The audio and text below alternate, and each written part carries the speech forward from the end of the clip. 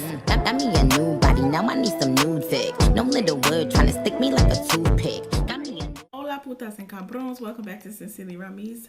Before we get started, please stop right now, like the video, and subscribe. I'll wait. You did it yet? No, I didn't hear you. Click the button. All right, thank you. So now that we've done that, I do need to do some housekeeping before we get started in this video. If you are against plastic surgery or you do not agree with it, please exit stage left. Because y'all, your girl just got a BBL. I already got it. I'm 3 weeks post-op. I'm not here to ask for permission. I'm not here to ask you, do you like it? I'm not here to get anybody else's opinions. It's already done. I love my body. I am happy with the choice that I made. So if you don't like it, bye. Now that that's out the way, y'all, your girl got a BBL. And your girl is snatched. Now, in this video, I'm going to talk to you about how I prepared for my BBL, the things that I did to get me to the point of being able to be 3 weeks post-op. So, this video is strictly going to be the preparation and my pre-op appointment video. So, to prepare, first, the money. What I did was I just saved. So anytime I got paid, if I had an extra $500, extra $200, extra $1,000, whatever extra I had, I put it to the side. I did save up just $8,000 just to have, because I didn't know what the cost would be in total after I paid for every little single thing. So that's what I did. I just saved. Anytime that I had a little bit of money, I saved. I saved for about 3 months. Not long. It was quick. And I did what I needed to do to make sure I had the money. Cause each check I get paid 4 times a month. I have 2 jobs. I get paid 4 times a month, twice each job, and basically any extra money, I just put it to the side. And I was able to save pretty quickly what I needed for my BBL. So, preparation. So, I contacted a few doctors. I did some consultations. I did everything I needed to do. But I did see that Mia Aesthetics did have a new doctor. His name is Dr. Sharara, and that's my doctor. I saw that he was board certified in Canada, and that, I looked him up. It's not his first rodeo. He's done plastic surgeries before, and what I did was I said, I looked at him for a couple of months, and I was like, I'm gonna see, because here's what happens when a office has a new doctor. Usually the doctor starts off super duper cheap, because he's he's a new doctor in this facility, so people want to make sure that he's good and he's trustworthy. He'll give you the results. So I made sure that I let a few people go before me so that I could see how he does his BBLs, and to see if his results were in alignment with what I wanted. Because if I'm being honest, the original doctor that I did want was Dr. Cashiap, but his BBL, when I had emailed them, I think was starting at $6,500 or $7,000 or something like that. It was just too steep for my liking, and I was just like, nah, I'll pass. So I waited, and I did originally put a deposit down on him, but then I just switched my deposit to go to a different doctor, which was easy breezy. So before I was able to be solidified, I picked the date. My date was March 12th. But before I was able to be solidified, I had to do blood work, I had to do labs and a physical and all these things. So your lab work, they basically, when you pick a date, depending on how close your date is, they send you a lab order to go get your labs done. And then you also have to do like a physical, and you have to do your, your medical history. You have to submit all of this information. And then after that, you email your concierge, and they approve or deny you for surgery. I got approved based on my labs. So the first time I had to do my labs twice. So the first time that I did my labs, I think my ketones were too high. So basically what I did was I drank a bunch of water and I just kind of like flushed my system for a few days, and then I went and I redid the test, and just like that, my ketones were back to normal for some reason. So yes, I did have to do my labs twice, and my labs, I did it through Quest Diagnostics, so my labs automatically got uploaded to Mia Aesthetics. However, they needed to upload it the same day or the next, or it was within 24 hours. So after that, I was immediately approved by my concierge to get my surgery, and she basically just gave me my pre-op appointment. So she basically gave me my pre-op appointment. She let me know that my pre-op appointment would be on March 11th because my surgery was on March 12th. I got a BBL. For those of you who don't know, a BBL is when they take the fat from other parts of your body and put it in your butt. So I got lipo around my stomach and on my back, and they put some of it inside my buttocks because your girl had no butt, and they put some in my hips because I ain't had no hips. So that's the procedure that I got. I did go to Mia Aesthetics, but I didn't go to the one in Miami. I did go to the one in Austin, Texas, because I live in Houston, and if I would have went to Miami, I would have had to fly there and do all these extra things. So I didn't want to do that. I just opted to go to the one in Austin, and I loved the doctor that I picked. I still love him. I'm very happy with my results so far. I mean, although I know I have a lot more time to go and a lot more progress, I do like where I'm at so far.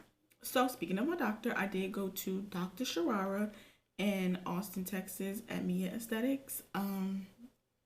He was really cool. He was really nice. I got to see him one time before surgery. So I did go into surgery on March 12th of 2021, and I got my procedure done.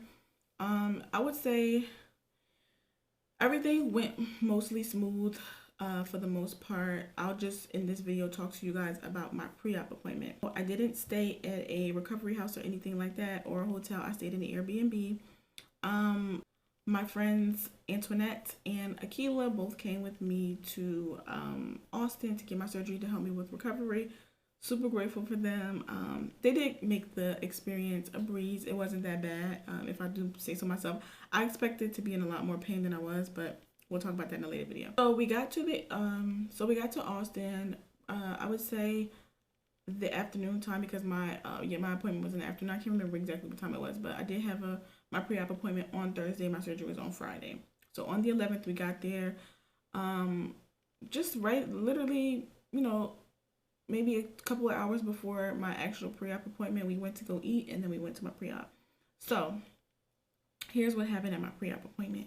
You go inside, I check in, they take my name down, they ask me for my ID. I guess they just confirm my identity. Then I sit down. A few minutes later, they call me and they give me a bunch of paperwork to fill out. It's just, social media release forms to do your surgery, asking you about if you have any type of allergies to any medications or anything like that, and just signing. So after that, I got called back maybe about 30 minutes. No, I'm lying. Maybe about 20 minutes later, a young lady called me in the back, and she was just taking my weight, my height, and then we went inside this room. So in the room, the young lady did my blood pressure. My blood pressure was a little high, but that was because I was nervous as hell. I don't even understand why I was so nervous because nothing was happening that day. But I guess just, being in the environment, knowing what I was about to do, because if I'm being honest, I was scared. But I did it. So we go in the room. She's doing my blood pressure. She's checking everything. She goes over all of my medical history. She asked me if I had any other surgeries or anything like that. Have I ever been under anesthesia and all of these things. So because my blood pressure was really high, she didn't record it on the paper. She just was like, we'll take it over in the morning when you come in for your surgery. So also when we were in the room, she did fit me for my faja. So the faja that they give us is a very low compression. It's made, or your first faja, your stage 1 is supposed to be big. Just because you're going to be extremely swollen and you don't really want pressure on you for the first few weeks. So the faja that I got sized for was a 3X. I ain't never worn no 3X in my life. It was indeed super, super duper big. It always was super big, but it was comfortable. So she fit me for my faja and everything like that. And with my surgery, I paid all together with my I paid for my faja, my ab board, my foams, all in my package with my surgery. So after that, after she gave me my faja, not she didn't. Well, I mean after she sized me for my faja, she wrote it down. I guess because when you have your surgery, you wake up with the faja on. Like they don't give it to you to go home with or nothing like that. They just size you for it so that when you get your surgery, when you wake up from surgery, you're already in your faja. So after we do everything in that room, she puts me in the hallway and she's like, "Hey, you can sit here. It's just like a few chairs in the hallway. You just sit down and you wait for the person who is in the finance department." So I sat there just for a few minutes, like 2 or 3 minutes, and then the young lady who was working in the finance department, she came and opened the door, asked me my name, and then that's when I went inside the office and I paid. Like I said, so I paid for my surgery. I paid for and we had to make some adjustments because I had massages booked, but my surgery was on Friday.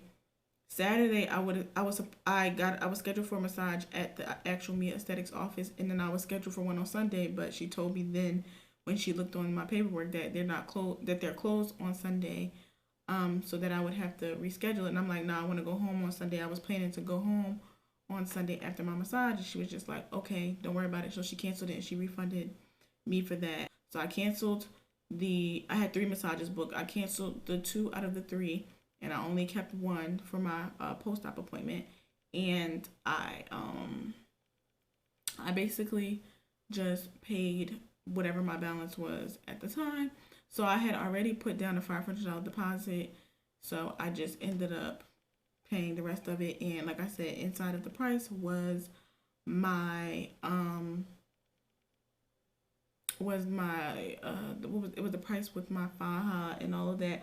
I'll put the price that I paid at that moment on the screen because I can't remember right now. I have to look at my phone. So yeah, I paid that at that moment, and then I got done. I went to the front after I paid for everything. Oh, while I was in there paying, she did give me my BBL bag. Inside the bag was my foams, my ab board, and my BBL pillow. I'm sitting on my BBL pillow. So yeah, I would say this though. If you are going to get a BBL with Mia Aesthetics, do not buy the BBL pillow. It's extremely hard and it's really uncomfortable. I'm only able to sit on mine because I took the pillows that were on my couch. Like I have these like rectangle shaped pillows. They're kind of fluffy. I mean, at this point they're kind of flat because I've been sitting on them. I just put them on top of my BBL pillow, and to like brace how hard it is.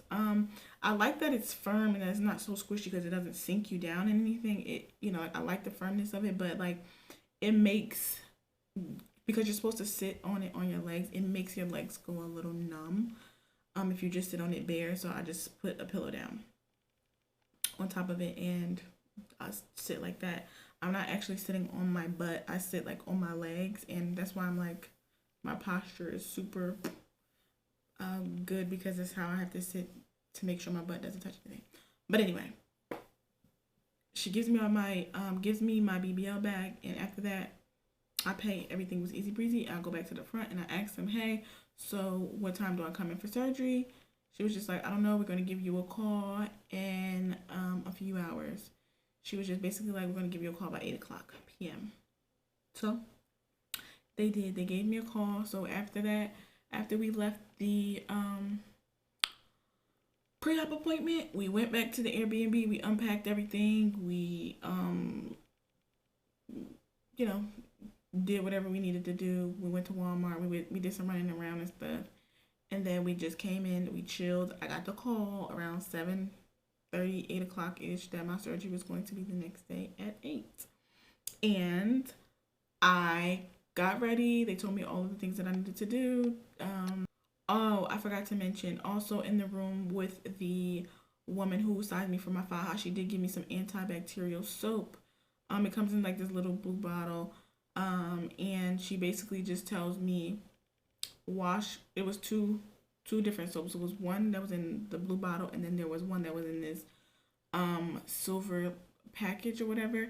And it basically was to, one of them I was supposed to wash the night before. So the one that had the little scrubby thing in it, the one that was in the silver plastic thing, it was like aluminum foil kind of material.